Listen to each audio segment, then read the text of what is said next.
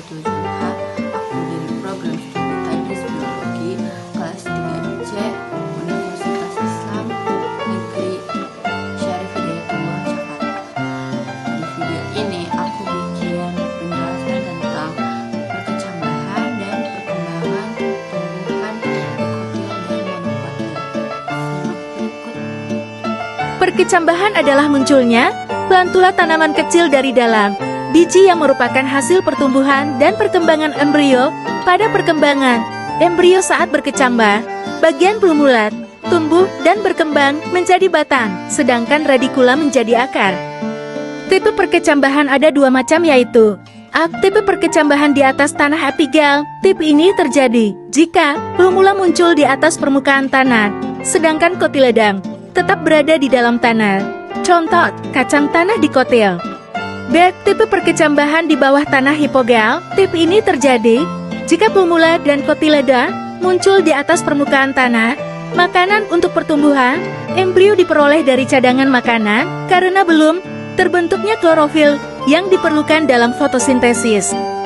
Pada tumbuhan dikotil makanan diperoleh dari kotiledon, sedangkan pada tumbuhan monokotil diperoleh dari endosperm. Contoh, jagung monokotil.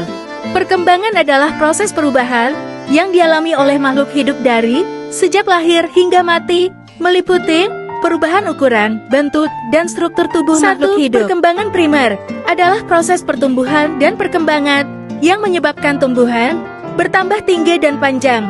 Perkembangan primer terjadi pada jaringan meristem apikal dan meristem lateral. Jaringan meristem apikal terletak di ujung batang dan akar. Jaringan ini menghasilkan sel-sel baru yang menyebabkan batang dan akar tumbuh memanjang.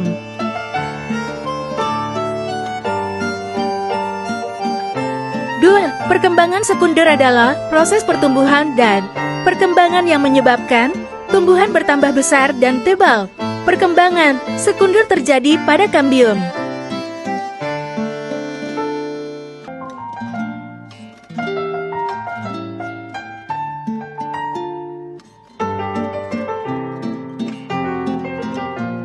Proses perkecambahan benih merupakan suatu rangkaian kompleks dari perubahan-perubahan morfologi, histologi, dan biokimia.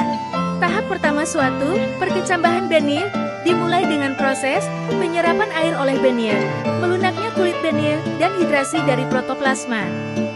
Tahap kedua dimulai dengan kegiatan-kegiatan sel dan enzim-enzim serta naiknya tingkat respirasi benih. Tahap ketiga merupakan tahap di mana terjadi penguraian bahan-bahan seperti karbohidrat, lemak, dan protein menjadi bentuk-bentuk yang melarut dan ditranslokasikan ke titik-titik tumbuh. Tahap keempat adalah asimilasi dari bahan-bahan yang telah diuraikan tadi di daerah meristematik untuk menghasilkan energi baru, kegiatan pembentukan komponen dan pertumbuhan sel baru. Tahap kelima adalah pertumbuhan dari kecambah melalui proses pembelahan, pembesaran, dan pembagian sel-sel pada titik-titik tumbuh. Sementara penyerapan air oleh benih terjadi pada tahap pertama biasanya berlangsung sampai jaringan mempunyai kandungan air 40-60% atau 67-150% atas dasar berat kering, dan akan meningkat lagi pada saat munculnya radikula sampai jaringan penyimpanan dan kecambah yang sedang tumbuh mempunyai kandungan air 70-90%.